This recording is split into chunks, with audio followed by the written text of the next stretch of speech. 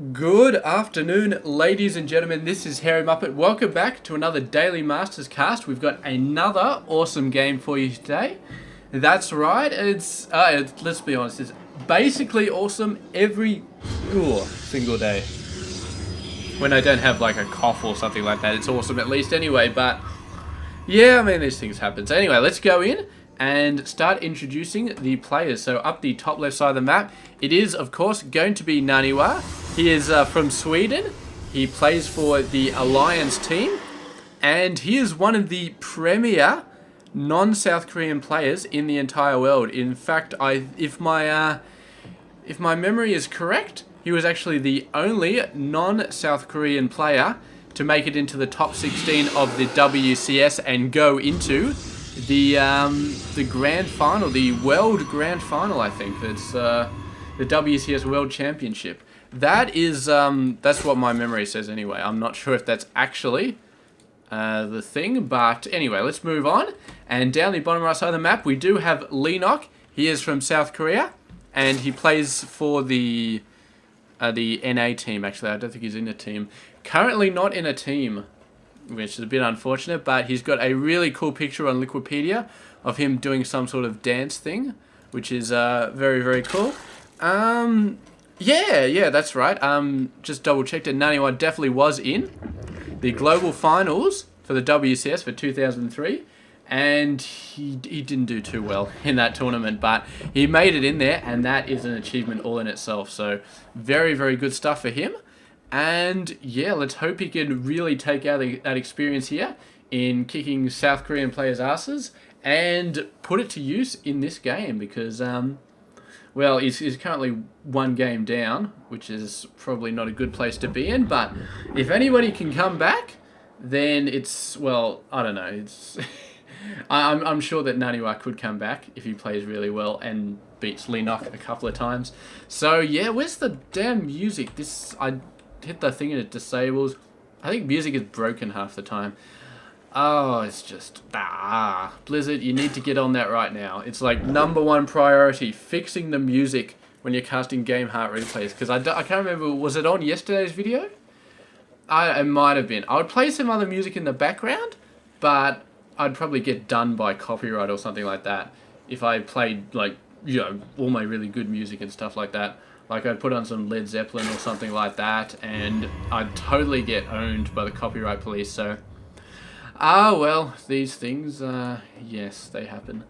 So anyway, we've got the expansion down for NaNiwa, and Leenock has got to be thinking about a third base, potentially over here, since it's a bit easier to sort of help defend.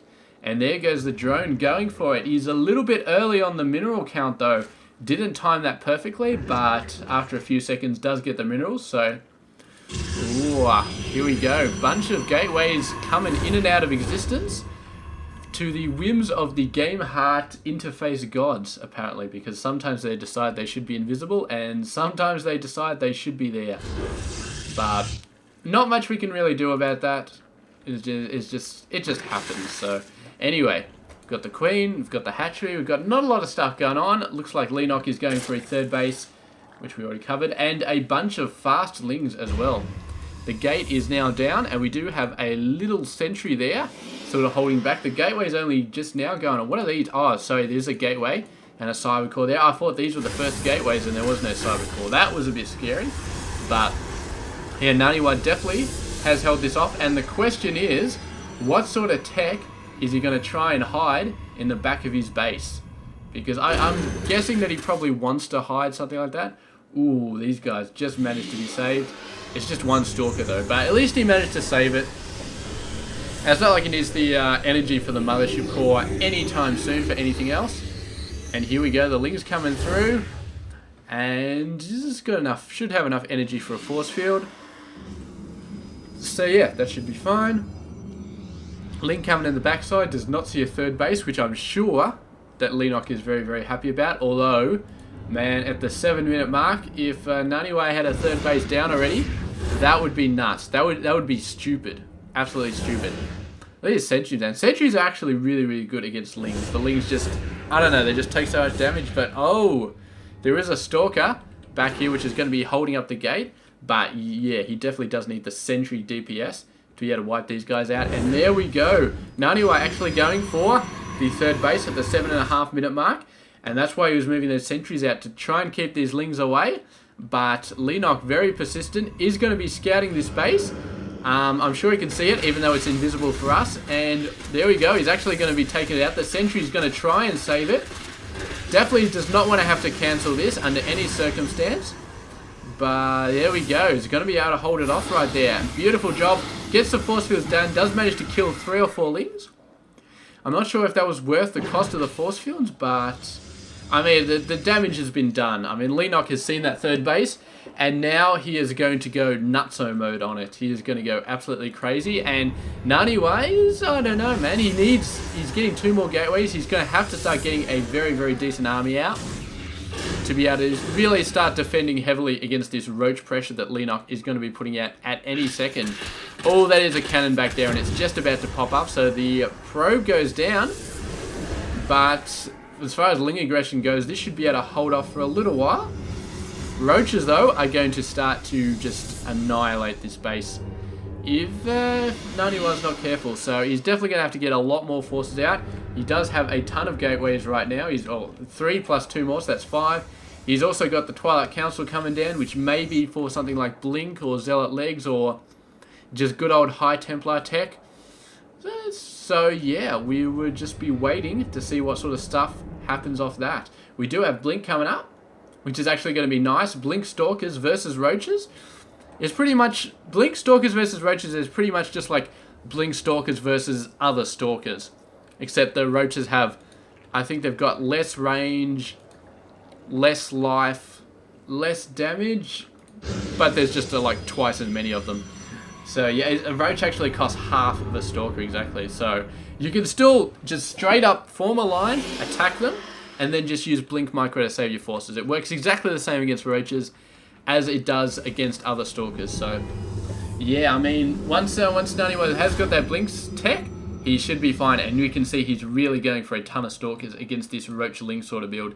There are quite a few Lings on the field, and that may be quite bad if NaNiwa gets stuck in a ball.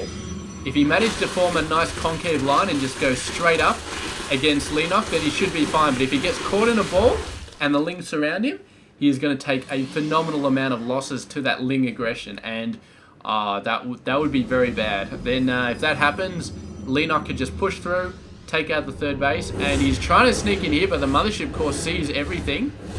And these guys are going to get flanked, but he actually turns it around. Some nice force fields keeping the Lings from doing the full surround. And the Stalker's in there. He does not quite have Blink yet, though, so he can't do his Blink Micro yet, but the force fields more than make up for it. And Leenock is actually going to be forced to pull away. He might try something on the high ground, actually burrows these guys. Where's an observer when you need one? NaNiwa does not have any observers yet, but he is building one at the moment. So luckily he already has a robotics facility back here. Where is the damn thing anyway? There it is, it's over there. So good stuff, and yeah, I mean, it looks like Leenock continuing to go for Roach Ling at the moment, and he's got a nice bit of a concave here, although these guys are all out of range because of the force fields, and the sheer amount of Stalkers that NaNiwa has produced on this field is going to be enough for him to do some serious damage into these Roach forces, and they're trying to burrow, but it's too late. There's an observer on the field. Everything is going to start to go down. The Ling's trying to get a nice surround on the Stalkers. They are starting to make a difference in this nice concave with the Roaches is really doing some damage. But some reinforcements from NaNiwa coming out from the north side, just shattering that beautiful concave on the edges. And there we go. NaNiwa taking a beautiful victory right there. He's currently got 1-1 on the upgrades. Leenock only has 1 weapons, but both players are about to get level 2 weapons. However, the armor definitely does favor NaNiwa at the moment. And the question is, when is Leenock going to go for the next step? We're talking about either straight into massive mutiling or getting the Hydras out. Now, mutiling, I would say mutiling is probably a pretty bad idea at this point. There's so many Stalkers, they've got Blink, mutas are going to be horrible. But Hydras are very, very good against Stalkers. They've got the high firepower rate. Oh, snap, where's the force field? There we go, gets the force field down, actually traps these guys, and the Mothership Core warping the forces back. Or actually blowing out the pylon to get away there. But NaNiwa coming in, and half of his forces are at the front, but it's still more than enough to knock these guys back. Leenock looked like he was going for a little concave to take out the blink down forces, but it just did not work out. Where the hell is my music? I want music. I disabled it. I enabled it. It's not happening for me. It's just not happening. Here we go. 3 more gateways coming down for NaNiwa. He's just going for a ton of blink stalkers at the moment, and this is it right here. I mean, Leenock needs to do something else. Lings not getting the surrounds they need to. The roaches are just falling like dominoes up against the massive amount of stalker damage that's coming out. He needs hydras. He's going for infestor tech, so maybe infestors. I don't see infestors really helping too much because they can just blink out of it. Although I don't know if fungal actually stops blink from happening. I really don't know, but yeah. So we've got that. He could be also going for Swarm Host, which are going to be a pain, but then again, there we go, there's the Swarm Host coming out. But then again, Stalkers with Blink are one of the best units in the game for getting in range of the Stalkers and taking out of the Swarm Host, and taking out the actual Swarm Host. What do we have going on here? A bunch of Lings died. I guess there was a bunch of Zealots coming in. Oh, here we go, once again going for it, but a bunch of Stalkers come in. And meanwhile, the main army just presses on. He's got a Warp Prism here to summon in reinforcements. He's got a ton of Spine Crawlers. That's when you know that the Zerg player is worried, when they start building a ton of Spine Crawlers in the second half of the game, in the mid-game. But the Locusts are going to be pushing NaNiwa back. Actually, he doesn't want to deal with it. He's got Stalker Reinforcement, should be enough to clear this up, but he is losing a fair amount of workers there. And NaNiwa, instead of just retreating, he's just going to go and he's just going to destroy this third base, because it's like, why not? And the Locusts are going to take ages to get to him, and even if they do, what are you going to do? You just blink away up the cliff, boom. And that's exactly what he's doing here. Blinks right up the cliff, manages to leave the sentry behind, so occupational hazard of being a sentry and running around with Stalkers is that when they go up the cliff, you sort of get left behind. Oh, Warp Prism going down. What do we got down here? Bunch of Zealots. Do they have speed? No, but they still got long, pointy sword things attached to their hand. And, oh, they're going to be dead from all the Lings here. Unless they micro on the workers. But they are going to be killing a lot of Lings there. So it's not too bad. There we go. Massive amount of Stalkers actually coming in here. Where is the Observer? I think he left his Observer behind. Or did he pick it up? So he looks like NaNiwa's getting the Colossus out, though. So that should be pretty good. And Colossus, of course, are one of the few units that are actually okay against the Swarm Host. Because, of course, it depends. It depends on the Locust formation. If the Locusts all come out in a wave, Colossus are really good. If they all come out in a line, Colossus are sort of less good. But if you've got 5 or 6 of the Colossus, then they can deal with an unlimited Locust wave to a pretty good degree. The only unit I would say which is better than Colossus is, of course, the High Templar and potentially the Archons. Archons, they have to get pretty close to do that massive splash damage there, so they usually end up dying fairly quickly. Templars with the Storm is probably the best, but of course that does cost a lot of energy for something to kill something that's basically free, and that's why it's quite a pain in the ass. But we did see a Templar Archives coming down, so oh, look at this, shutting down this base as well. He's managed to get this base up again, but this base almost certainly going to get shut down. I don't see how Leenock can keep this alive. Actually loads them up into the Warp Prism, and the rest of those guys are just going to go down. So here we go, main army, and NaNiwa just, Hidden Roach.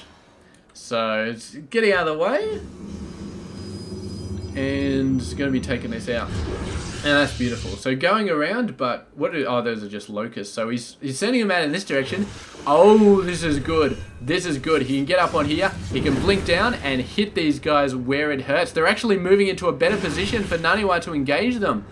But Leenock knows where NaNiwa is now, and the very small window of opportunity that NaNiwa had to take out all of these Swarm Hosts has just passed him by. So he had no idea the Swarm Hosts were there. If he knew they were there, I almost certainly he would have blinked down and started wiping them out. But he had no idea where they were. Only we did. So yeah, missed opportunity, but he just didn't know that it was a missed opportunity until it's too late. But anyway, we got Storms coming down. We got the High Templars coming out. Quite a lot of High Templars. We got the Stargate as well. Maybe going to go for some, what are those damn things called? The Tempest. Tempest to go for the long-range attack on the Swarm Host. May not be a bad idea as well. And Leenock actually going for the Corruptors. Most likely go to counter these Colossus. But here we go, the Locust coming in. The Colossus shredding these guys so fast. You can see with 5 Colossus on the field, those guys really just go completely destroyed. The Locust just, they did not last long at all. So here we go. Looks like NaNiwa is going to be coming in here. And he should be able to do okay. But the Corruptors is not a good position for NaNiwa to be defending his Corruptors. Not when they're in that position. So he's got to move them around a bit. Trying to storm on the Corruptors. Not a bad move. And there we go. Moving the Colossus behind the Stalker numbers. Still allows him to defend against the Locust. And a Time Warp on the Locust. This is brilliant play from NaNiwa. Absolutely brilliant. Locusts are hard enough to deal with in the best situations, but a Time Warp on the ramp, I gotta say, man, that NaNiwa is officially a genius. This move right here is genius move, absolutely genius. He's got the Colossus, and slowing these guys down is, I can't say it enough. It's a genius move. Anyway, let's move on, because I don't want to spend the rest of the game just saying how good that move was. So we'll move on, and the result was NaNiwa managed to take out those forces. The Colossus really wiping these guys in. The Stalkers even blinking in. And now with this many Colossus on the field with Storms as well, I feel like NaNiwa could perhaps press through the Locust. There we go. Putting some Storms down. These guys are absolutely owned and barely slowed down NaNiwa at all. And now with an Observer out here. Does he have an Observer out here? I assume he does. Yes, there it is. Not quite in range of the Swarm Host, but he is going to leave it behind and actually back off a little bit. I thought he was going to go for the Swarm Host right there, but chose not to. Chose not to. He's actually sending a bunch of Zealots in over this side. He's getting Zealot leagues now, but not quite there. The Locusts going around, found the pylon, and these Zealots, I mean, they're going to be a really great distraction. Is NaNiwa going to make use of it? Looks like he is. Yes, beautiful. No, he's blinking out again.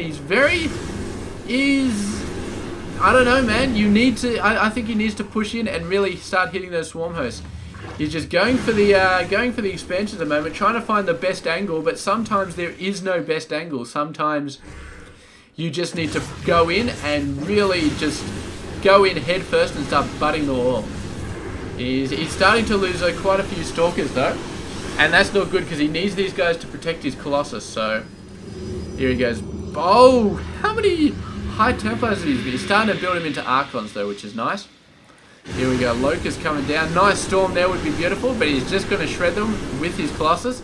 Decided to use the Archons to bulk up his force, and the Broodlord's coming out. So that is going to be messy, and the Stalkers, I mean, the combination of Locusts and Broodlords is really, really messy. It's really, really bad for NaNiwa anyway, so he's going to have to back out there.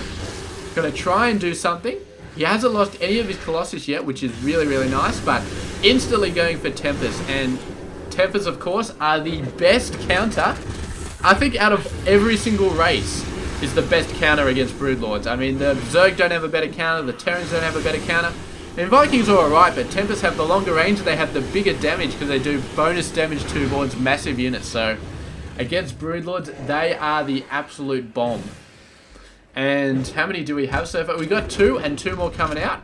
So great job by NaNiwa, making sure that he had the Stargates available. And now, are we going to be seeing the Tempest coming out? Where are the damn things? I actually don't know where the Tempests are. Where are they? Yeah, they are. They're flying out of the main base. Ha ha ha, DT coming in. No, I don't think he'll be able to kill a Queen. Maybe actually the DTs do a crazy amount of damage, but finally gets taken down. And Leenock on the offensive right now, shutting down this 5th base that NaNiwa was going for. And with the Tempest, he might be able to hold this off. He's only got 2 Tempests there, and that's a lot of Broodlords, so he needs to get the Tempest in range. There's not really much that can deal with the Tempest in this army. There's a few Corruptors, only 3 of them though. And yeah, so here we go, the Tempest going nuts. There's actually 4 Tempests here, and the Broodlord's starting to take heavy losses. I do not feel good about Leenock in this game. Here we go, the Corruptors coming out to try and defend, but they get shredded by Blink Stalker play. Although some nice Infestor Fungal Growths on the Stalkers. I don't think they can blink out of those, but then again, they did have their blink cooldown on the way. Fungal's on these guys, but there's no Corruptors to finish them off. Infested Terrans, nowhere to be seen. I guess the Infestors don't have that much energy. And here we go, the Broodlord army just getting absolutely owned. And there we go. Leenock actually gives the GG, so Broodlords was his play at the end of this game. And I gotta say, I mean, going Broodlords against a Protoss player seems almost like suicide. It's not just, it's a straight up suicide going Broodlords against any Protoss player, because Tempests are just that good against Broodlords. It's like trying to build battle cruisers against a Terran player.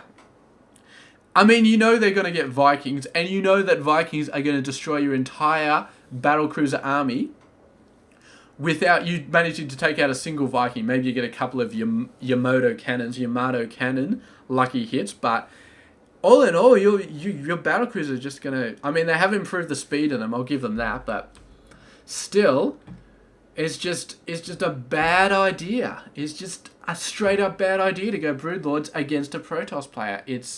You've just got no hope of your Broodlords doing anything useful once the Tempests get onto them.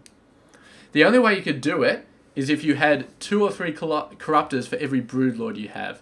Like a full air army, and then the Corruptors took out the Tempests. Because Corruptors are pretty good against Tempests. Tempests don't do the bonus damage to Corruptors, and their normal damage is pretty crap. So you got to have a lot. And Muta's also good. Looks like Leenock was going for a ton of them, but yeah, it's just not good. So anyway, Leenock gives the GG, realised he was going to lose every single Broodlord, and that he could not recover from that. So congratulations to NaNiwa for a great victory there. And yeah, thank you very much for watching this game. Stay tuned tomorrow, where we will be casting another one. Stay tuned.